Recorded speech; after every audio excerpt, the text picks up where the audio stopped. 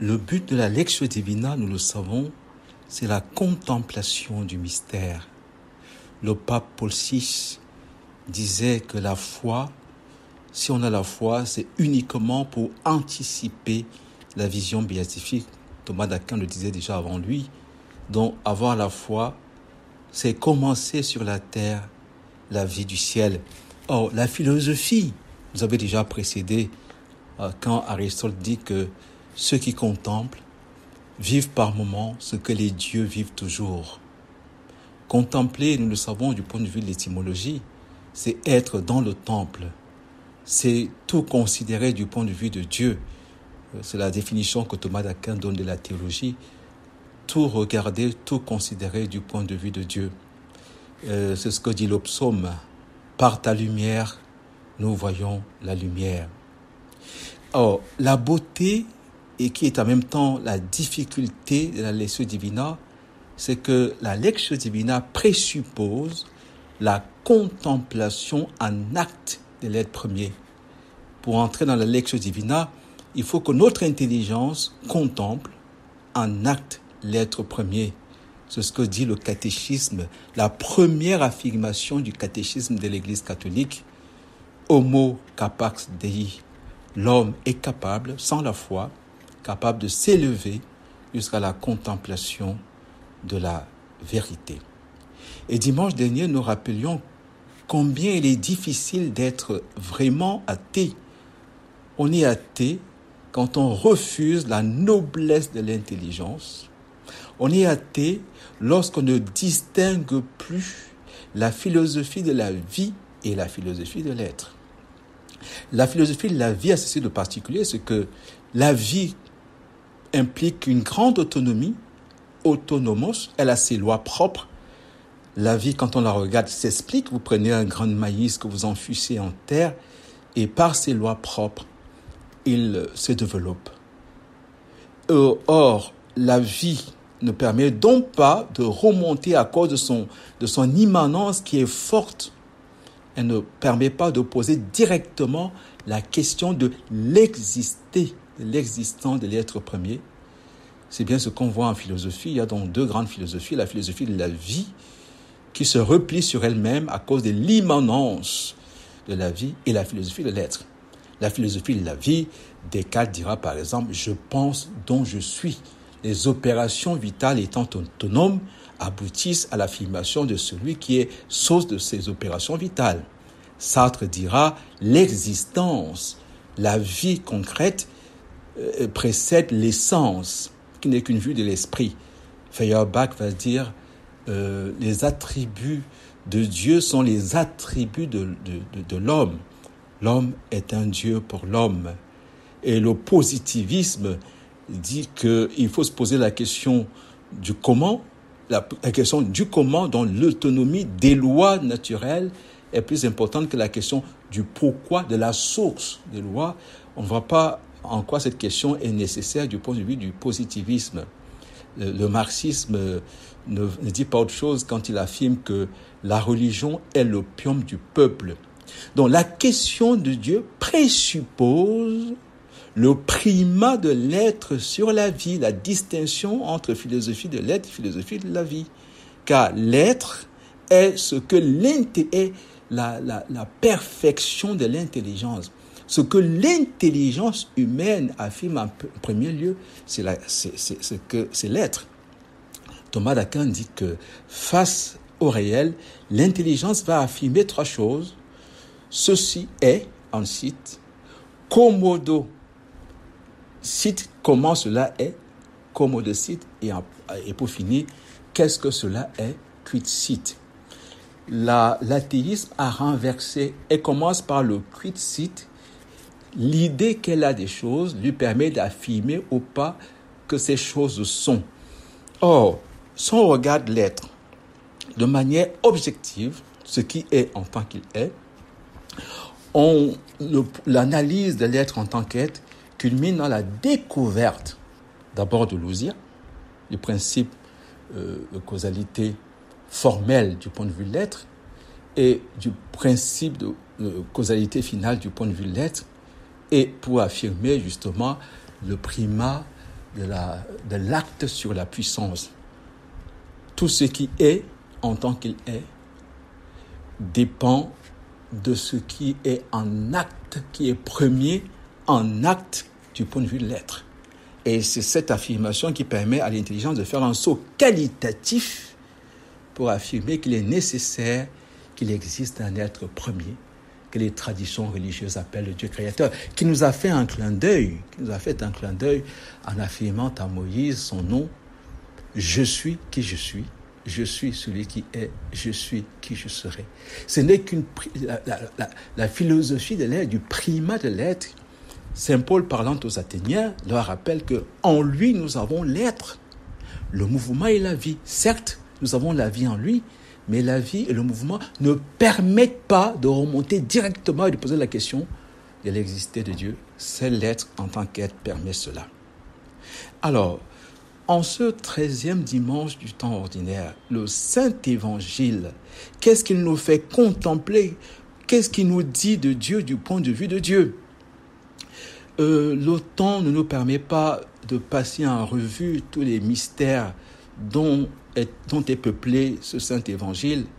Donc, faute de temps, nous allons vaquer à l'essentiel. Revenons au texte. Le texte nous dit ceci: Jésus, une fois de plus, passa de l'autre côté. Jésus ne fait que ça. On a l'impression qu'il ne fait que des va-et-vient. Et chaque fois qu'il passe de l'autre côté, nous le savons, c'est l'évangile, le Saint-Évangile des disciples d'Emmaüs qui est le paradigme de ces va-et-vient. Il est tellement passionné de nous qu'il vient parmi nous et il va vers le Père. Pour nous les hommes et pour notre salut, il descendit du ciel. Pour nous les hommes et pour notre salut, il va vers le Père. Ce passage, passer de l'autre côté, passer sur la rive opposée, c'est passer vers la lumière. Donc, dans l'évangile des disciples d'Emmaüs, il y a donc deux pôles de ce passage de l'autre côté. Un, c'est que la parole de Dieu devient lumière, et devient même du feu. Notre cœur n'était-il pas tout brûlant quand il nous parlait? Et puis nous le reconnaissons à la fraction du pain. Nous contemplons la présence réelle de Dieu dans le mystère de l'Eucharistie. Et l'évangile poursuit en disant que le chef de la synagogue, Jaïr, je vous rappelle que Jaïr veut dire lumière, ce qui brille, ce qui est le nom de Dieu. Jaïr, le nom de Dieu, du point de vue de l'Ancien Testament, vient se prosterner devant Dieu du point de vue du Nouveau Testament. C'est extraordinaire. Tombant à ses pieds, l'Ancien Testament vient faire allégeance à la vérité tout entière. Et quand il tombe à ses côtés, il se plaint, il gémit, il dit « Ma fille est à toute extrémité, ma fille est au plus mal », autrement dit, la fille de Jaïr, c'est l'humanité, c'est Adama, la terre, c'est le chef-d'œuvre de Dieu, la femme. Cette fille de Jaïr qui est à toute extrémité, la fille de Dieu, c'est la Samaritaine. C'est Marie-Madeleine, la Samaritaine qui ne sait plus qui aimer, Marie-Madeleine qui est possédée par ses démons, la femme adultère qui est prise évidemment en plein délit d'adultère, c'est la syrophénicienne qui crie vers Dieu, vers Jésus au secours, qui appelle Jésus au secours, c'est la femme enceinte de l'Apocalypse, face au dragon qui est prêt à dévorer son enfant aussitôt né, cette fille de Jaïr qui est à toute extrémité, est-ce que c'est pas finalement Marie au pied de la croix? Marie, la mère des douleurs. Et donc Jaïr implore Jésus, Dieu né de Dieu, lumière né de la lumière, Jaïr c'est la lumière, Jésus est lumière né de la lumière, il demande à Jésus de venir lui imposer les mains. C'est le mystère des épousailles, imposer les mains, c'est que cette terre s'appellera l'épousée, comme dit Isaïe.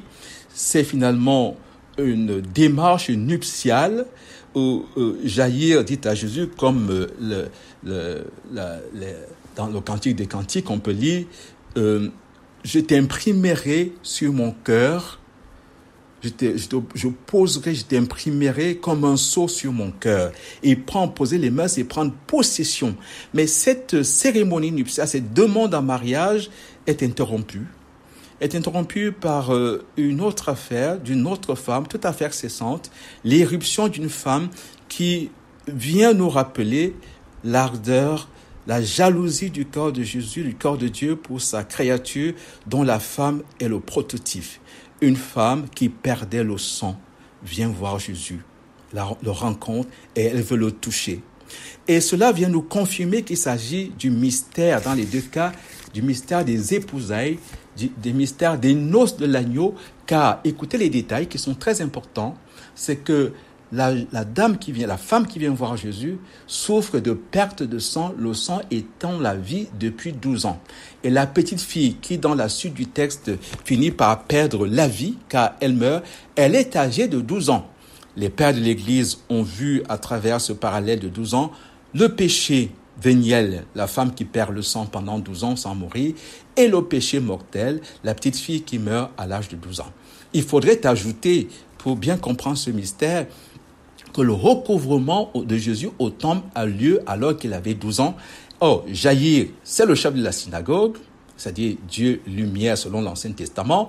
Jésus est le nouveau chef de la synagogue, c'est-à-dire Dieu lumière selon le Nouveau Testament, Dieu lumière de la lumière. Et il nous rappelle que la rencontre de notre âme, de l'humanité avec Jésus, c'est une rencontre nuptiale. Dans la synagogue, dont Jaïr ici et Jésus au temple à l'âge de 12 ans, c'est l'époux qui vient rencontrer son épousée. Et dans le recouvrement au temple, Jésus nous rappelle qu'il était urgent pour lui d'être aux affaires de son Père. Or, être aux affaires du Père, nous dit l'évangile de Jean, l'œuvre du Père, ce que vous croyez, c'est la foi. Or, il est demandé au chef de la synagogue, à Jaïr, de croire, et il est également dit à la femme qui a touché Jésus, femme, ta foi t'a sauvée. Or, la foi, nous la voyons dans sa plénitude en Marie, bienheureuse celle qui a cru, elle a cru pour être sauvée. Donc, la foi dont il est question ici, qui nous sauve, c'est le fait que nous sommes divinisés. La foi nous divinise. Et en théologie, il est très important de préciser que nous sommes sauvés par la grâce, mais nous sommes sanctifiés par la foi et nous sommes jugés à travers nos œuvres. La foi qui sauve, elle nous sauve d'abord de nous-mêmes. De quoi la foi nous sauve-t-elle? Elle nous sauve de nous-mêmes, de notre manière de voir, pour entrer dans la manière de Dieu de voir. C'est ce que dit Jésus aux disciples. Duc in altum, allez dans les profondeurs et jetez le filet. Passez de l'autre bord, passez vers la rive opposée. La foi est donc le grand pont qui nous permet donc d'atteindre la rive opposée, qui nous permet de passer de l'humain au divin, qui permet de passer de Jaïr à Dieu Trinité, à Jésus lumière, la lumière, le nouveau Jaïr, qui nous permet de passer de la Maha, le triptyque mahatique, à la très sainte Trinité, qui nous permet donc de passer de la synagogue, dont il est question ici, au corps du Christ qui est l'Église, passage de la loi à la grâce, passage des traditions humaines. Les traditions humaines, c'est le fait de tout donner. On peut donner tout ce qu'on veut à travers les choses créées à la tradition divine. La tradition divine, c'est que Dieu nous donne au-delà des capacités humaines. C'est le passage du révélé au révélable. C'est le passage du révélable plutôt au révélé. C'est le passage des ténèbres à la lumière. C'est le passage des sacrifices humains au sacrifice du Christ. C'est de cela qu'il est question dans cet évangile. Une fois de plus, nous célébrons la foi de Dieu en l'homme. Ta foi t'a sauvé. La foi qui sauve, c'est le fait que Dieu va s'y livrer lui-même pour nous sauver. Il est celui qui croit en l'homme puisque l'homme ne croit en lui. Demandons la grâce d'entrer dans la foi de Dieu en l'homme. Dieu croit en nous au point qu'il peut dire, si quelqu'un croit en moi, il fera les mêmes œuvres que moi, il en fera même de plus grandes parce que je vais vers le Père. Amen.